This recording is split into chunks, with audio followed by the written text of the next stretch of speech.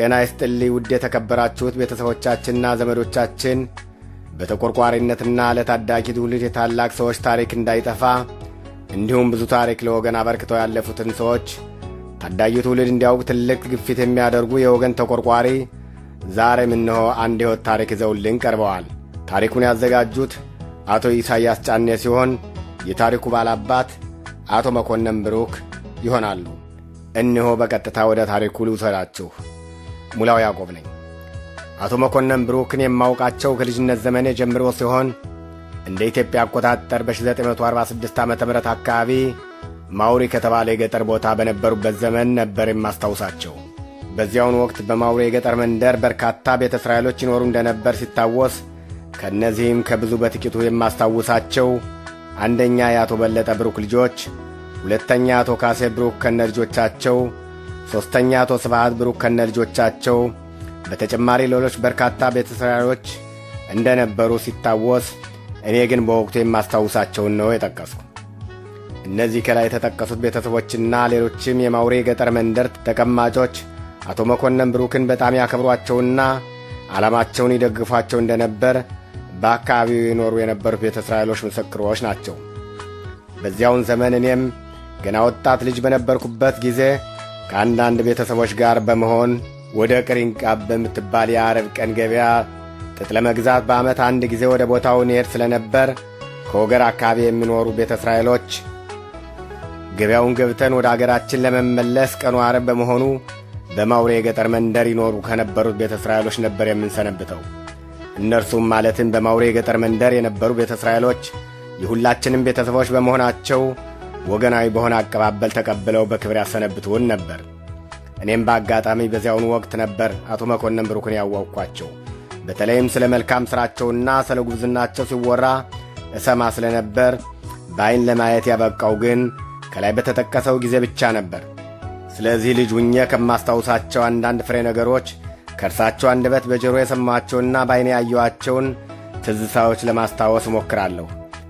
ምክንያቱም የአንዳንድ ታላልቅ አዛውንቶች መልካም ታሪክ እንደ ሰዎቹ ተቀብሮ እንዳይቀር በማለት ነው። የኢትዮጵያ ቤተ እስራኤሎች ከ2500 ዘመን በላይ ይዘውና ጠብቀው የቆዩትን አኩሪ ታሪክ ኢትዮጵያ በነበሩበት ዘመን ከቃል ወደ ቃል እንጂ በሥነ ጽሑፍ ተዘጋጅቶ ለቀጣይ ትውልድ ስለማይተላለፍ አሁን ባለንበት ዘመን ግን ዕድሉና ጊዜው ስላጋጠመን ሁላችንም በያለንበት የሰማነውና የምናውቀውን ታሪክ በጽሑፍ አዘጋጅተን ለቀጣይ ትውልድ ማስተላለፉ የእያንዳንዳችን ኃላፊነትና ግዳጅ ይሆንብናል።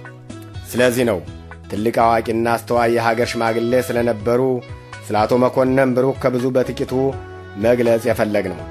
ታዲያ አቶ መኮንን ብሩክ ማን ናቸው?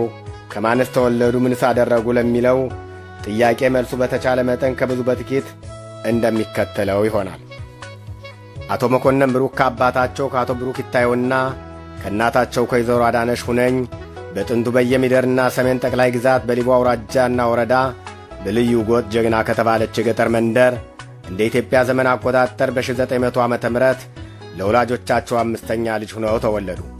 አቶ መኮንን ብሩክ በወላጆቻቸው መልካም እንክብካቤ በጥሩ ስነ ምግባር ታንጸው ያደጉና ለቁም ነገር የበቁ ትልቅ አባት እንደነበሩ በስፋት ይተረካል። በመቀጠልም ለአቅመ አዳም ሲደርሱ እንደ ሀገሩ ሕግና ባህል መሠረት አቻዎቻችን ናቸው ብለው ባመኑበት መሰል ቤተሰቦች ጋር በመተጫጨት በአካባቢው ባህልና ወግ እንዲሁም በሕገ ኦሪት ሥርዓት መሠረት በአማረና በተሟላ ድግስ ከወይዘሮ አታላ ካሳ ጋር የጋብቻ ሥነ ሥርዓቸውን ፈጽመው ከወላጆቻቸው ጋር ለጥቂት ጊዜ ከቆዩ በኋላ በወላጆቻቸው መልካም ፍቃድ የራሳቸውን ቤት መስርተው ልጆችን ወልደው ወደ አባውራነት ተለወጡ። አቶ መኮንን ብሩክ በማውሪ የገጠር መንደር ለብዙ ዘመን ሲኖሩ ተወልደው ላደጉበት አገርና ወገኖቻቸው መከታና አጋር በመሆን ወገኖቻቸውን አስከብረውና ጠብቀው የኖሩ ትልቅ የቤተ እስራኤል መሪ አባት እንደነበሩ በግልጽ ይነገራል።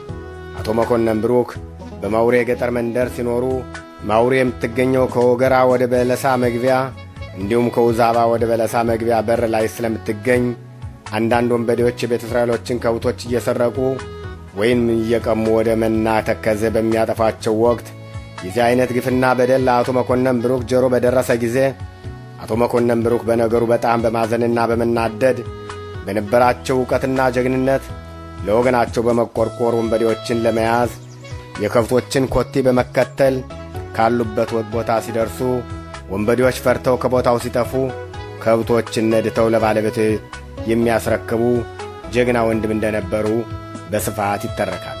በተጨማሪም አቶ መኮንን ብሩክ አንድ የቤተ እስራኤል ወገን በወገራ የሚኖር ከአንድ የኦሪት አማኝ ካልሆነ ሰው ጋር ጓደኝነት ገጥመው አብረው እየኖሩ እያለ ሁለቱም የጦር መሳሪያ ስለነበራቸው የቤተ እስራኤሉ የጦር መሳሪያ በከፍተኛ ደረጃ የሚገመት ስለነበር ጓደኛው ቀናበትና በመንገድ ሲሄዱ የኦሪት አማኝ ያልሆነው ጓደኛው በኋላ ሆኖ ቤተ እስራኤሉን በጥይት ገሎ ከአካባቢው ይሰወራል። ይህ አዲስ መራራ ወሬ ለአቶ መኮንን ብሩክ በደረሰ ጊዜ የወገናቸውን ገዳይ ከሟች ወንድሞችና ቤተሰቦች ጋር በመተባበር ባላቸው ዕውቀትና ጉብዝና ፍለጋቸውን ቀጠሉ። አቶ መኮንን ብሩክ በሚያውቁትና በነበራቸው የጉብዝና ስልት ከቦታ ወደ ቦታ በማጠያየቅ ሚስጥራዊ በሆነ መንገድ ገዳዩት እንዳለ ካረጋገጡ በኋላ የገዳዩን ወንድሞች በመያዝ ገዳዩን ካለበት ቦታ በሌሊት ከቤቱ በመግባት እጅ ተፍንጅ ይዘውና አናዘው የወገናቸው እንደሚመለሱ ጀግና ወንድ እንደነበሩ በግልጽ ይነገርላቸዋል። ይህ ጉብዝናም ለአቶ መኮንን ብሩክና በግፍ ለተገደለ የቤተ እስራኤል ወንድሞች በኢትዮጵያ ምድር በነበሩት ቤተ እስራኤሎች ትልቅ ክብርን አጎናጽፎላቸዋል።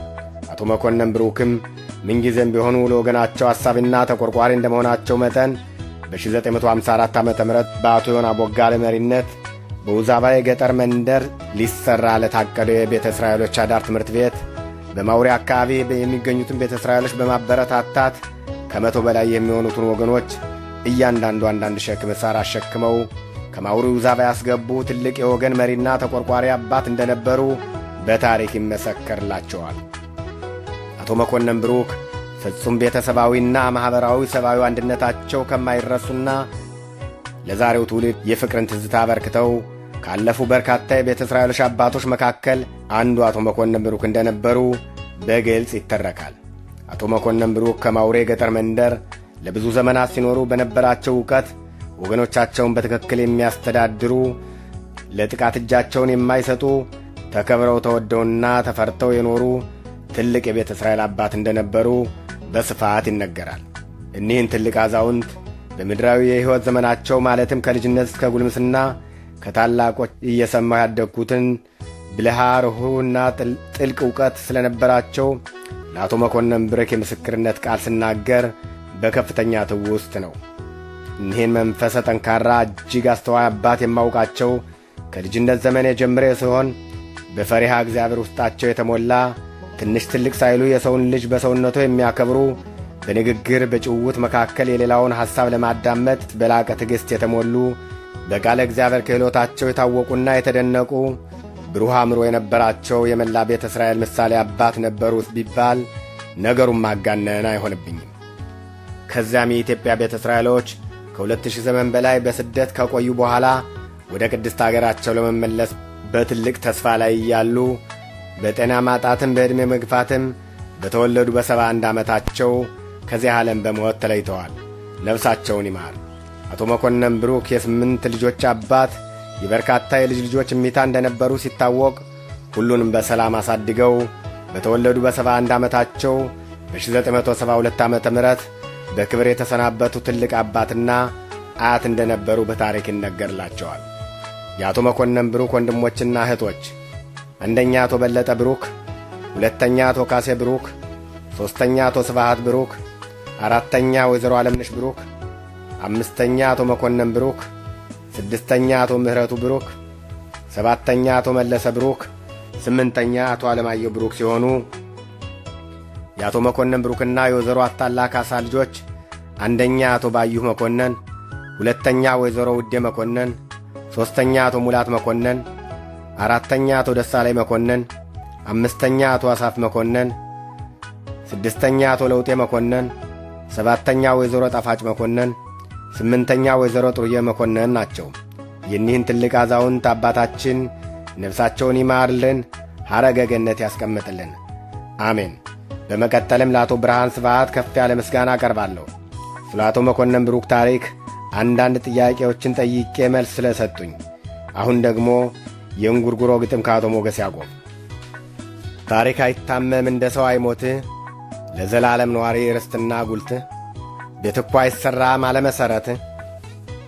ታሪክ ዘዋሪ ነው ወንዝ ተሻጋሪ፣ ትልቅ ሰው ፈላጊ የተኛ ሰው ጠሪ። ከመኮነን አገር እስኪል ውረድ ማውሪ፣ በክፉም በበጉም በአገሩ ተጠሪ፣ ለቸገረው ደራሽ ምክር አበዳሪ። አገር አስታራቂ በትልቅነቱ፣ የጠራው ይሁዲ በእናቱ በአባቱ፣ ዝናን ያተረፈ በየሄደበቱ፣ ካልነኩት አይነካ ትዕግሥቱ ችለቱ፣ ስሙ የተጠራው በደጁ በቤቱ። ከተኛበት ቦታ ብዙ ታሪክ ይዞ፣ ልጆችን ትዳሩን ቤተሰቡን ይዞ፣ ታሪኩ መጣልኝ ማስታወሻ ይዞ። ሸምግሎ አስታራቂ ካረፈበት ጥላ፣ ፊትም በወንድነት የልቡን የሠራ፣ አቶ መኮነን ተብሎ ስሙ የተጠራ።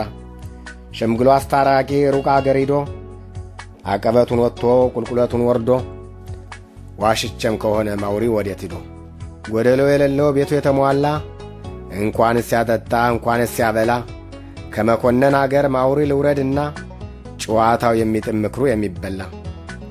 ታሪክ ሰርቶ አላፊ በጎ ሰርቶ ሃጂ፣ እኔ ምን አውቃለሁ ሰው ነገረኝ እንጂ። ትልቅ አልኩኝ እንጂ ትልቅ አስተማሪ፣ መስርቶ አዋቂ ዝርያ ቆጣሪ፣ ዘመን ያለወጠው እውነት ተናጋሪ፣ ለተተኪው ትውልድ ታሪክ አበዳሪ። ደንበር የሚያካፍል ሰላም የሚዘራ፣ ተሰሚነት ያለው ትልቅ አባውራ። ተኝተዋል አሉይ ከመሬት ጎዝጉዘው፣ እውነትና ታሪክ ማስታወሻ ይዘው፣ የሠሩትን ሁላ ለልጅ አበርክተው፣ ትውልዱ በሞላ እንዲመለከተው።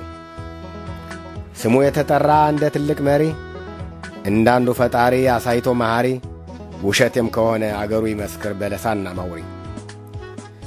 እሺ ላለው እሺ እምቢ ላለው ወንድ፣ እሱ ያውቃል እንጂ መንገድ አካሄድ። እሱ ከአደባባይ አታላ ከቤት፣ ጥጃና ፍየሉ ሙክቱ ከቤት። ዝም ብሎ አይታረድ ካለ ቁም ነገር፣ ወንድ እንደሱ ያለ ካልሆነ በቀር። የነ ሙላት አባት ያታላየ ባለ፣ ዋተቱ ተነጥፎ ተቀምጦበት ጋኑ፣ ዋንጫው በደም ታጥቦ ሲጠጣ ዝልሉ። የተስተካከለው ጌሾውና ብቅሉ፣ እንጀራ ተጭኖ ሲቀርብ ሞሰቡ፣ መገፎጁ ቀርቦ ተጋድሞ ቅልጥሙ። ከመኮነን መንደር ሲሳይ ነበር አሉ፣ ኑሮው ቁም ነገሩ ባድማው ትውልዱ።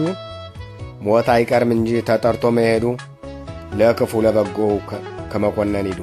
አንበሶች ታስረው ማውሪ ላይ ከበሩ፣ ባለጌና ሌባ እየመረመሩ። ድሮ አልኳችሁ እንጂ ዛሬም ማየታሉ፣ ሰዎች አልፈው ሄዱ እያንጎራጎሩ። የነበሩ ወንዶች ብለው እያወሩ፣ የነ ሙላት አገር ክፋት ሆነ በሩ። ወይዘሮ አይል ጎበዝ፣ ሀብታም አይል ደሃ፣ ትልቅ አይል ትንሽ፣ አገሩ ሽማግሌ፣ መንግሥት አይል ዳኛ፣ የሃይማኖት መሪ።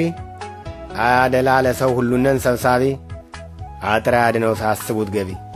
ከአቶ ሞገስ ያዕቆብ። ውድ የተከበራችሁት ቤተሰቦቻችን፣ አንዳንድ የቀለምና የቃላት ስህተቶች ቢኖሩ ተስተካክሎ እንዲነበብ ከወዲሁ ከፍ ያለ ይቅርታ እንጠይቃለን።